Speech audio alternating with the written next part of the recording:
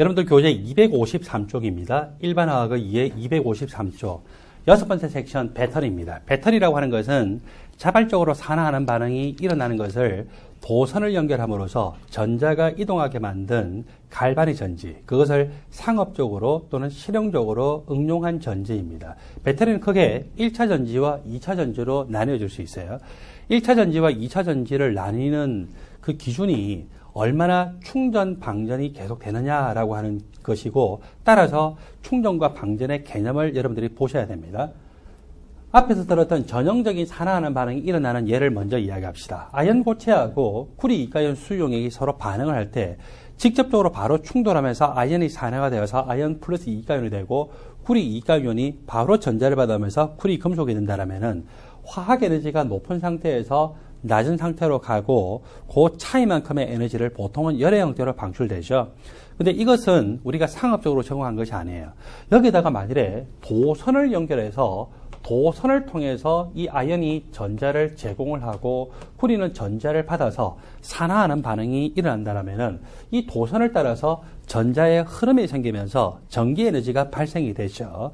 자, 이렇게 도선을 연결해서 포텐셜이 높은 상태의 물질에서 포텐셜이 낮은 상태의 물질로 변화가 되고 그때 발생하는 에너지를 우리는 전기 에너지라고 합니다. 그리고 이 포텐셜이 높은 상태에서 낮은 상태의 물질로 가는 것은 자발적으로 일어나는 것이고 이 과정 자체를 우리는 전지의 방전이 일어난다라고 표현을 하죠.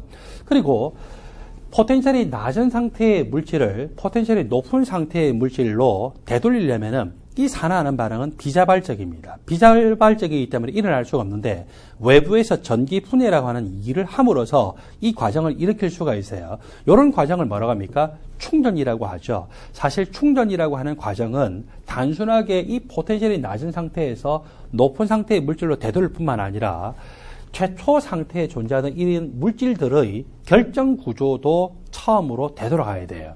자, 이렇게 충전이라고 하는 것은 포텐셜이 낮은 상태에서 높은 상태로 돌아가는 그런 기본적인 개념도 있지만 원래 이 반응할 수 있는 물질들이 고체 물질이면은 고체의 결정 구조가 제일 처음으로 돌아가야 되죠. 그렇게 돌아가야 이것들이 어때요? 또 원활하게 산화하는 반응이 일어나면서 다시 방전의 과정을 일으킬 수가 있거든요.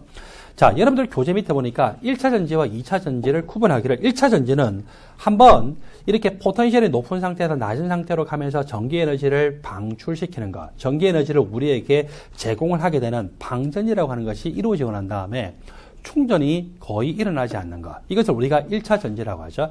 1차 전지의 대표적인 것이 망간전지. 그리고 요즘에는 한국에서는 망간전지는 생산하지 않고 다 알칼리성 조건으로 만든 알칼리 전지를 만드는데 알칼리 전지 같은 것들이 대표적인 1차 전지이죠. 그리고 예전에 환경 문제가 대두되기 전에 사용했던 수은 전지도 대표적인 1차 전지입니다. 2차 전지는요, 한번 이렇게 방전을 하고 난 다음에 또 다시 처음 상태로 되돌릴 때는 외부에서 직류 전원을 통해서 전기 분해라고 하는 일을 함으로써 되돌리죠. 결정 구조도 처음 상태로 그대로 되돌아갈 수가 있습니다. 그렇게 되면은 방전이라고 하고 이런 방전과 충전 과정이 반복적으로 그렇게 되는 과정을 충전이라고 하고 충전과 방전 과정을 반복적으로 계속 일어날 수 있으면은 이런 전지를 2차 전지라고 하는데 납축전지나 리튬 이온 전지 같은 것들이 대표적인 2차 전지입니다.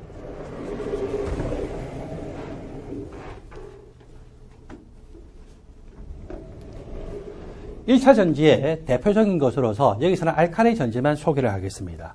항상 전지 반응이 일어날 때는요, 양극에서 물질이 변화될 때 산화수가 어떻게 변하나, 음극이 물질이 변화될 때 산화수가 어떻게 변화되는가를 보셔야 되고, 양산입니다. 양극에서 산화 반응이 나죠. 아연이 0가에서 플러스 2가로 산화 반응이 일어납니다.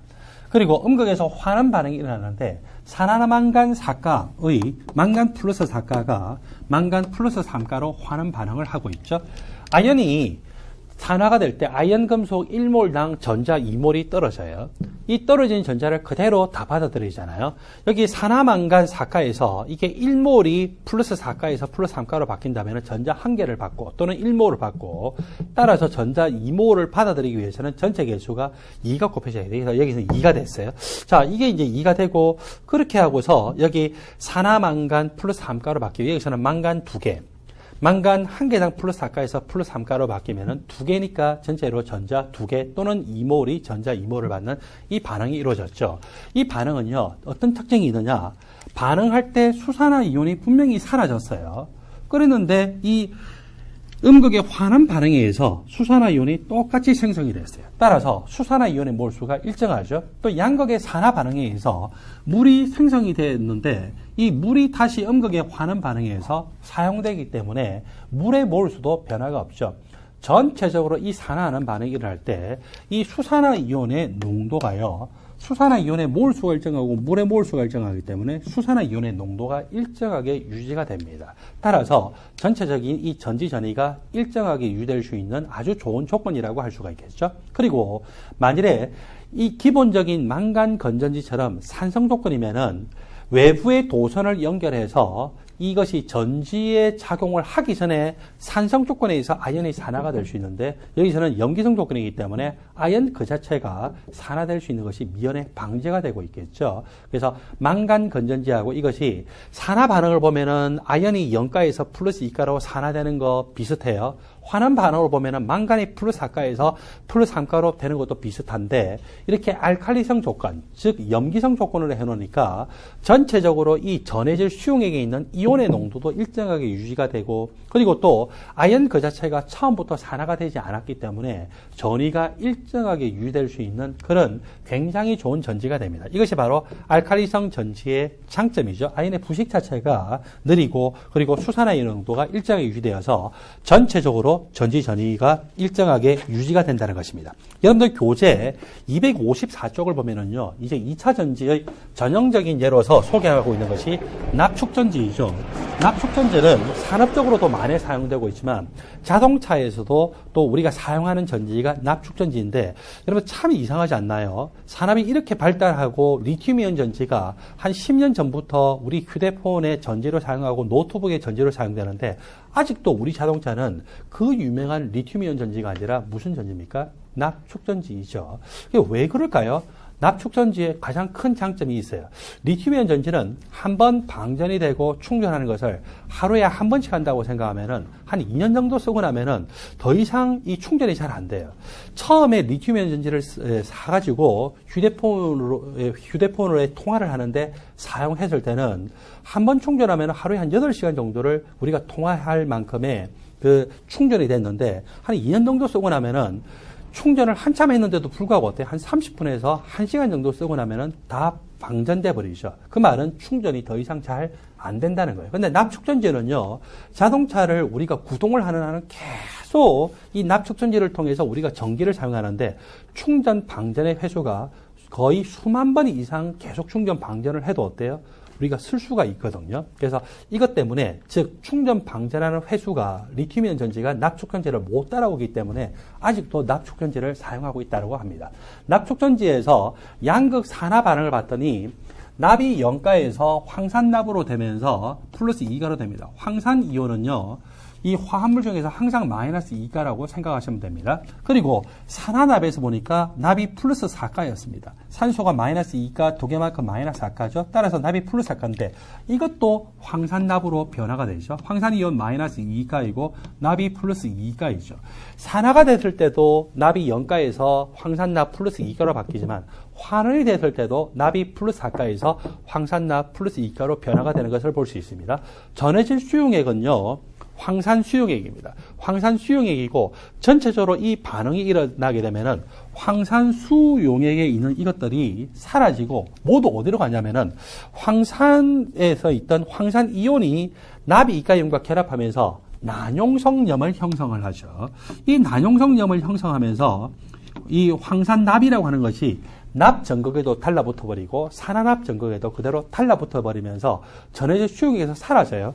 또 그리고 여기 H+가 물을 형성하면서 사라지기 때문에 결국 전해질 수용액에 있던 황산이 점점 줄죠. 황산은 물보다 밀도가 훨씬 커요. 그런데 황산이 사라지게 되면은 물로 변화가 되면서 밀도값, 전해질 수용액의 밀도 또는 비중이라고도 할 수가 있겠죠. 비중과 밀도는 동일한 의미는 아니지만 그냥 여러분들 비슷한 개념으로 쓰시면 됩니다. 밀도 비중이 점점 작아지는 것을 볼 수가 있습니다.